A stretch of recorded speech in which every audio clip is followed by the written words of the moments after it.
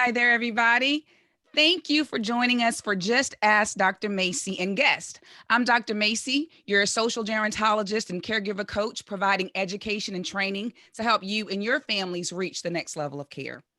June is Alzheimer's Awareness Month, and we are continuing our conversations with experts in the industry on engagement strategies. How can we positively and easily engage our loved ones who have dementia, cognitive impairment, or intellectual or developmental disabilities? Today, I am joined with my friend, Cathy Braxton. Cathy is the owner of Improv4Caregivers, and she's a registered behavioral therapist.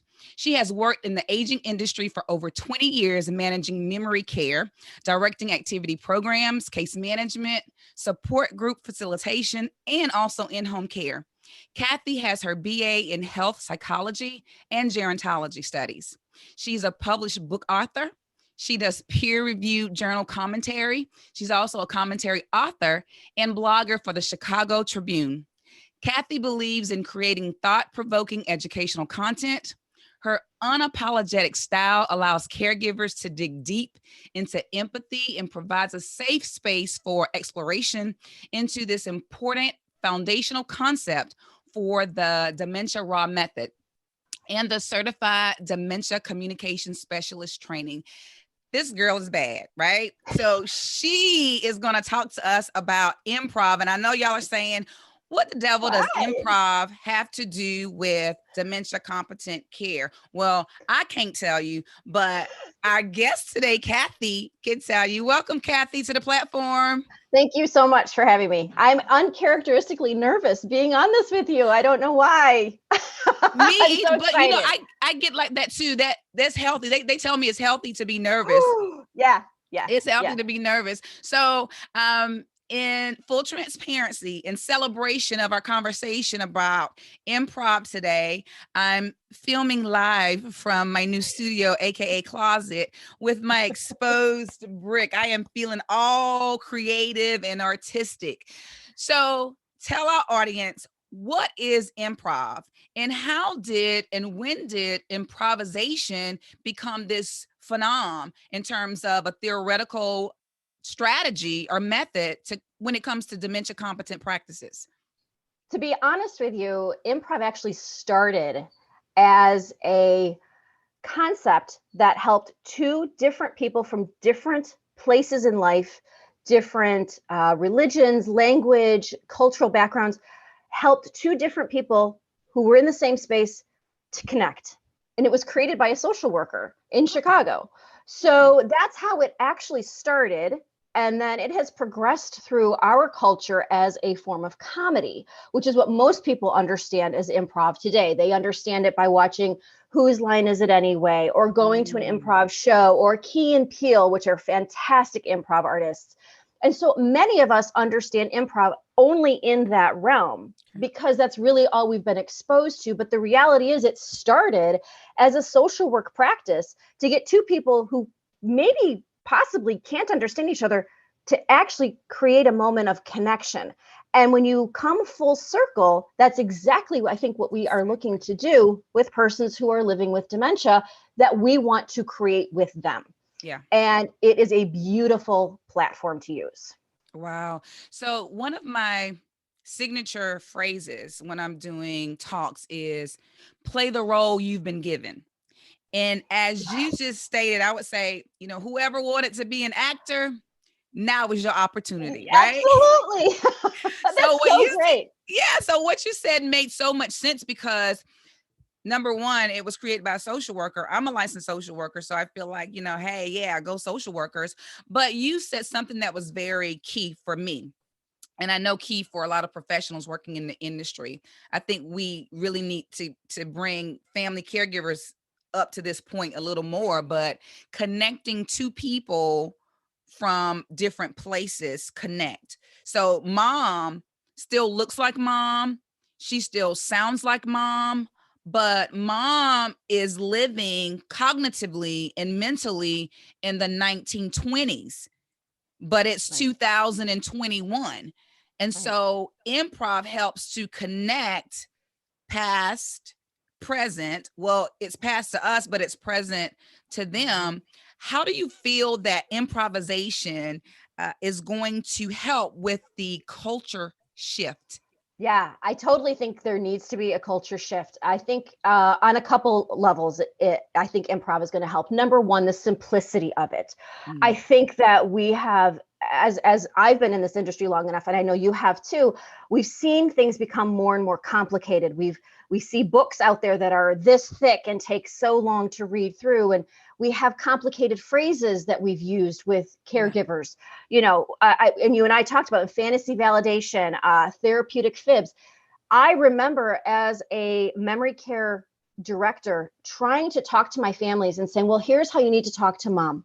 You need to do a therapeutic fib. And they would look at me like I have a third eye. Well, what does that mean? And so now we're spending another 20 minutes and I'm trying to explain to them how to compassionately lie to their mom, because mom is mentally, cognitively in a different space of time, correct? Right. And it hit people differently. Some people just had a hard time understanding the terminology. Some of them couldn't get past the concept, well, I don't like to lie. Yeah. That goes against my principles. And so we were creating more confusion for family caregivers than needed to be. And I think that continues to exist today. I think there's a simpler way to do it. And the rules of improv and the 4 rules that I utilize with caregivers simplify this so much, because not only can you teach a caregiver in about 10 minutes how to utilize these concepts, but caregivers and care partners like children can become a part of this. So now we're becoming more inclusive rather than holding people at arm's length. We can also, and it's encouraged, to use these rules with each other as caregivers in a formal environment. So you have CNAs and nurses utilizing the same rules together. What all this does is it creates a true continuity of care when it comes to focusing on that relationship with that patient. So this shared language of these 4 improv rules are now understood by the hands on the boots on the ground, you know, your CNA, the mom, the daughter, the son-in-law, the nephew, whoever it might be. Those people are all speaking the same language now. That is where continuity of care is. We can cut out the middleman. We can get rid of this confusing jargon. And we can utilize these rules not only as a way to connect, but a mindset that everybody's on the same page. Yeah. I love it. You know, that is so pivotal, what you just stated. Everyone speaking the same language. When we talk about continuity of care, we cannot have professional caregivers using certain terminology, family caregivers using another terminology, the medical world using different terminology. It confuses the one person that we are dedicated to caring for. So being able to speak in one language, and you mentioned the simplicity of improvisation, and I love simplicity. Simplicity goes so far, you know, and it creates an in-depth understanding, because adults tend to do things that they understand. If they understand the outcomes, if they understand the purpose, they'll be more apt to do it, because when you're caregiving, whether it's a professional caregiver or a family caregiver, you want to be sure that you are changing the life of that vulnerable population in some capacity. You mentioned the 4 rules of improvisation. And your commentary of this journal article, The Rules of Engagement Using Improvisation to Build Relationship-Centered Care. I often talk about person-centered care and how that is the core of dementia-competent care. But you took it a step further with relationship-centered care. Tell us a little bit about the 4 rules of improvisation and how that builds how does that build a rich relationship? Sure. So you actually mentioned one of them. What is it? Play the role you're given. Oh. That is actually rule number 1 in different words. It's rule number 1, which is relinquish your agenda. Oh. If mom thinks you're her girlfriend from high school, play that role you're given. Yes. You are being given essentially a gift in that moment to jump into something with her, because the ultimate goal is to create a moment of connection. Yeah. So relinquishing our agendas is huge. And on the improv stage, it essentially means if someone's already on the stage and you're there to join them, you don't shift the entire scene up because you want to. You jump in and become part of that scene. That's very, very important. And the same thing goes for caring for somebody. You are and preaching, honey. Yes. Anywhere you are is the stage. And every person you're talking to and working with is your partner. And so wherever that person who's living with dementia is, it is your job to join them on the stage based on what they've already built up as the scene. Basically, they've set the scene. It's your job to step into it. Hold back on all this judgment that we have, the desire to correct people, the desire to, we that's an agenda we step into really, really hard. And so even though there's a simplicity to improv, when you take the rule and we start to pull it apart and we apply these concepts of empathy to it, it really, it like you said, it creates this depth of understanding that I don't think we've ever had before in regards to how to connect. Yeah. The second rule of improv is one of my favorite rules because I just love the terminology. It's called make your partner look good. I mean, if we all just walked around and thought, this is my mantra for today, how would the world be different? Like how we do with our husbands. We make them look good. Exactly. Right. That's our goal. Make them look good. If mom throws 12 cans of orange juice into the grocery cart because you're out there with her, don't shame her in the middle of the grocery store. Make her look good. Maybe you take one and you put it to the side after a while. Maybe you just know that those are going to be there and you're going to let the cashier not pay for 12, but maybe charge you for 2. I mean, we often take opportunities, I think, as humans. Unfortunately, we take opportunities to shame people. And oftentimes I don't think we even realize that we're doing it. But shame is such a huge emotion in a person who's living with dementia. They are in they're in a constant chronic state of stress and fear of shame. And so as their partner, it's our job to make them look good. Great, 12 cans of orange juice. Mom, you have got to be thirsty. That is unbelievable. Let's get a slushie on our way home, right? Right. What a completely different shift versus what are you doing? What are you doing? Exactly. Oh, right? Yeah. Oh, gosh.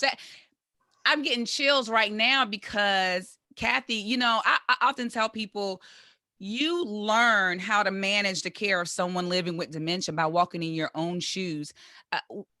People have a tendency to do that to other people too, especially when they think that they're on different levels.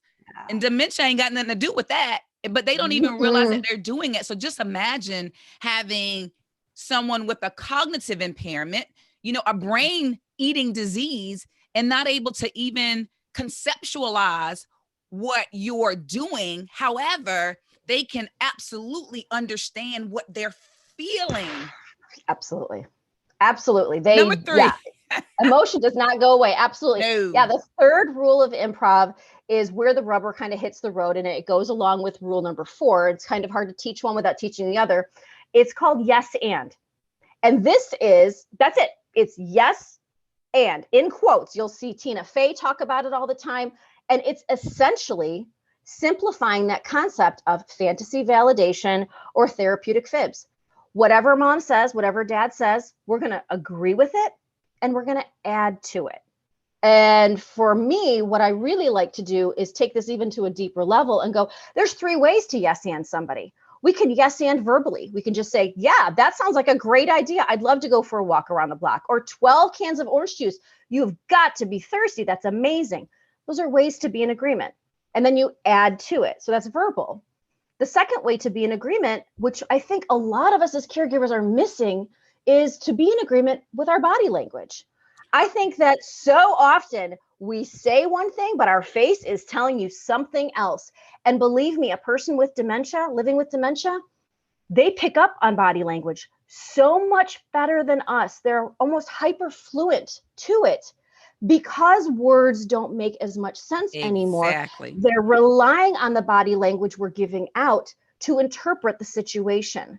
And so even though our words say one thing, what they're truly understanding or hearing is the facial expression that we're carrying. And I think we can be in agreement with someone physically. And when I started off in activities, I thought I was the clown. I needed to join everybody and jump in their space and be all jovial. And the reality is some people were feeling sad that day. And so the best way to make connection is join somebody physically where they are. Sit next to them, hold their hand, acknowledge you've had a bad day too. Yes. And the third way to be in agreement, which I think is one of the most difficult things, but it is the most impactful, is to be in agreement with someone's emotions. When a person with dementia is saying something, oftentimes in anger or frustration, what we need to do, and sometimes that's even pointed oftentimes at us, you are the bad person, right, as the caregiver. What we need to do is stop and go, this is not personal. What is the emotion being expressed? Are they afraid? Are they scared? Are they looking for their keys and they feel lost and confused? Because there's not an emotion that a person living with dementia has that you yourself haven't had. Absolutely. So if you can just step back, remove the words, and hear the tone, the intonation, the body language that they're expressing with, and go, what is that emotion underneath all of that? Because I can be in agreement with that. I can say, Mom, oh God, I hate when I lose my keys too. It is so frustrating. Okay, I typically look in my purse first. Do you want to retrace your steps with me? That's stepping into that emotion. Exactly. And then that fourth rule, as I said, kind of goes hand in hand with it, is called the gifts.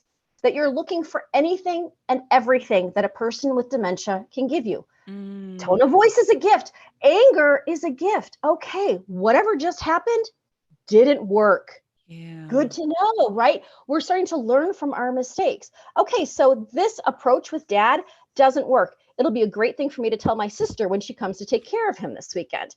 Beautiful gift, right? You're giving her a gift. Moments of opportunity, you know, when Dad refers to you as a coworker, okay, this is a gift. We're going to go with this. We're going to step on the stage and play this scene. He's giving me a gift to create a moment of connection through reminiscing.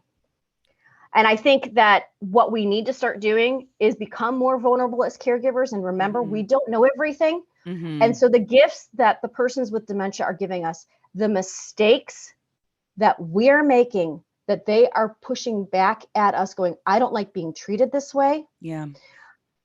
Those are gifts to us to start to look at what we are putting out there.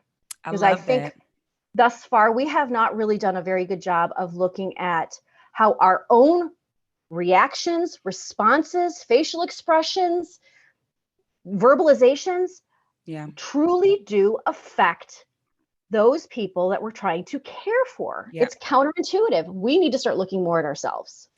You're spot on, because individuals with dementia or cognitive impairment, as it progresses, they become concrete learners.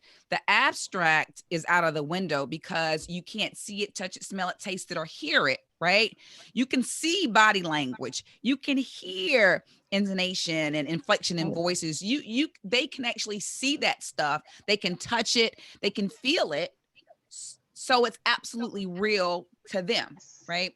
So that is absolutely something that not only do caregivers have to better understand and practice, but our professional caregivers as well, as it relates to long-term services and supports. And I know you've encountered this in your work, Cathy, but I would have professional caregivers say to me, I've been doing this for 35 years. I know what I'm doing. You have to tell her what she wants. You have to tell her how to feel. She doesn't know.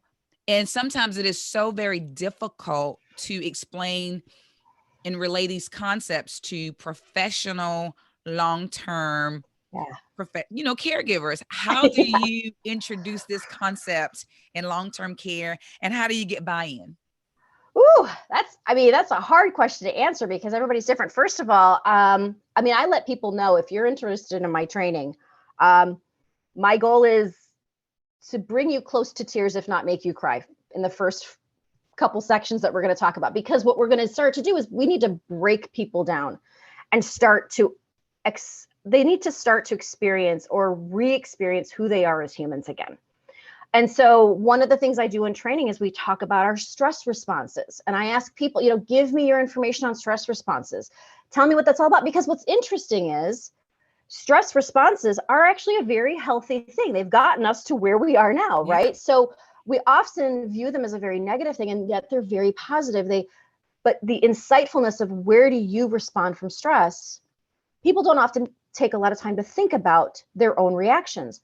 Then you take that a step further and go, now the person you're caring for has their own primary stress response. So do those two stress responses, are they working together? Are they not? And I break things down in a way for someone to go, okay, I need to start looking at myself more. I have not yet run across a long-term caregiver, somebody who's been in the industry for a long time, that has, put their hands up in the air and said, this makes no sense. This is a bunch of hooey. Mm-hmm. I think that when you work with a long-term caregiver who's been in the industry a very long time, you use these tactics with them as well. I think the focus is to make that partner look good. One of the things I talked about last week in a video I did was working with difficult coworkers. We all have coworkers that we don't quite mesh with, right? Yeah. And I just reflected recently on how to connect better with a coworker that we just kind of ignored each other. We just weren't there. And what I did is I stopped and just looked at what brings her purpose, what brings her happiness and joy. And what I realized, it was one part of her job versus another. So I started to tap into this part of her job and ask her questions. And I would say, this looks really interesting what you're doing on the computer. Can you show me more about how you did that? That's fascinating. I want to understand this better.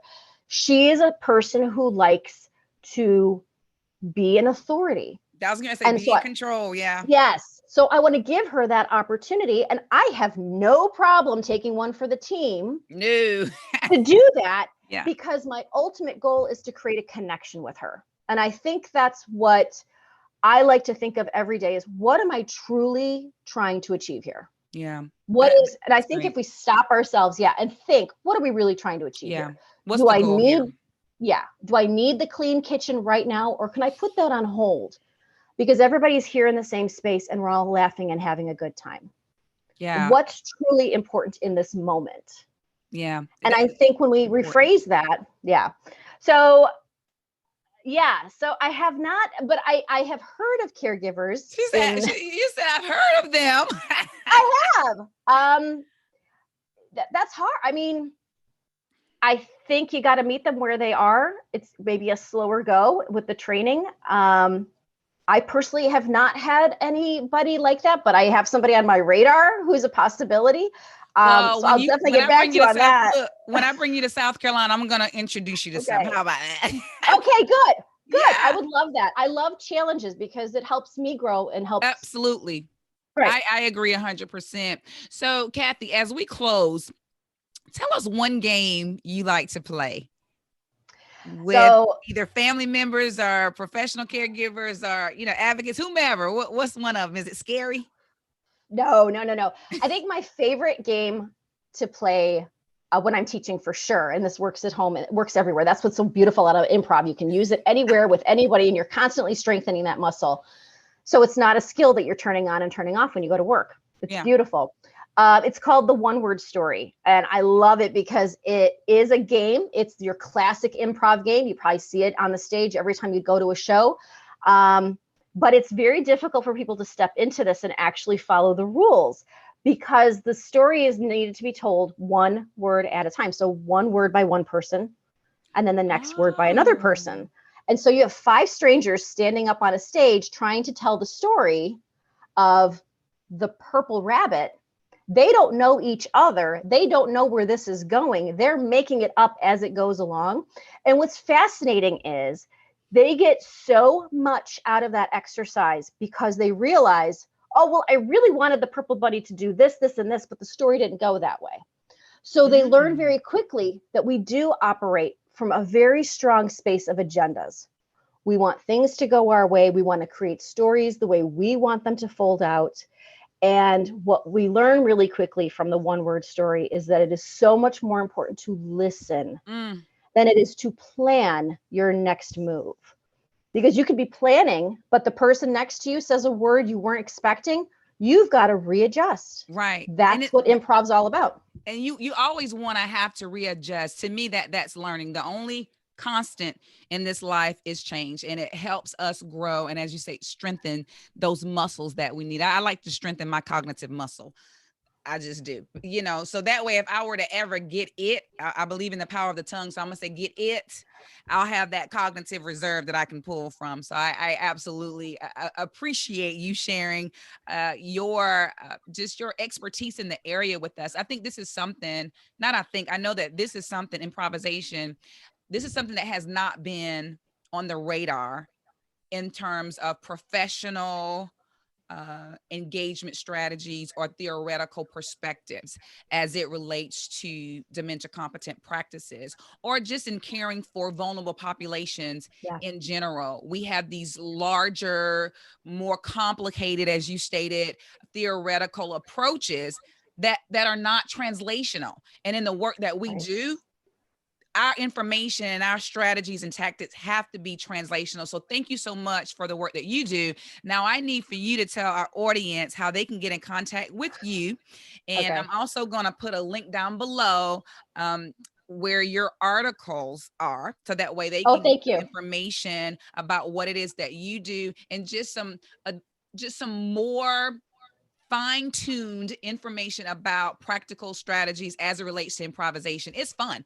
I love it. I mean, y'all break down who said what, how it should be said, and what the outcomes are going to be. We can follow that. So let us know how to get in contact with you. Okay. So what I've learned really quickly is that I focus on my strengths.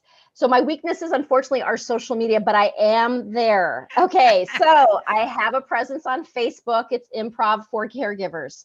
It's got the little emblem that you'll probably see. 4, right? The number 4 in between. I have an Instagram page with the same tag. I do something on Facebook Live. I Facebook Live every Friday called Beautiful Failure Fridays. So I reflect on my week, and I talk about a communication mistake that I have made with family, friends, coworkers, people on the outside. I talk about the mistake I made, and then I reflect on how I can either fix it or did fix it, and then how it does apply to caregivers. Because the reality is, caregivers aren't just face-to-face, one-on-one, constantly with the person they're living with dementia with. Right. They're being influenced by coworkers that are difficult, husbands that have a bad day, children that come home from college, right? So we're inundated with relationships all of the time. And to think that those relationships don't affect our mood and then our ability to take care of someone, that's false. So we need to expose those. We need to talk about that. And I'm always willing to talk about my mistakes. I am very vulnerable about that. I have a website, www.improv4caregivers.com. And really the best way to reach me is send me a direct email. I'm on my email all the time. It's improv4caregivers@gmail.com. Very, very simple. And I have a presence on Reddit too. That was something I did last year during 2020. I realized I needed to give back, that more people were stuck in home with their loved one than ever before. And I was stuck at home too with my loved ones. And I thought, oh boy. So. Well, thank you so much, Cathy. And I'm going to make sure that the links are down below. Thank you all for joining us again for Just Ask Dr. Macie and guest. If you want to support the channel, please send in those stars and those support emojis. We appreciate you, and we'll see you next time. Thank you so much for having me. Thank you for being here.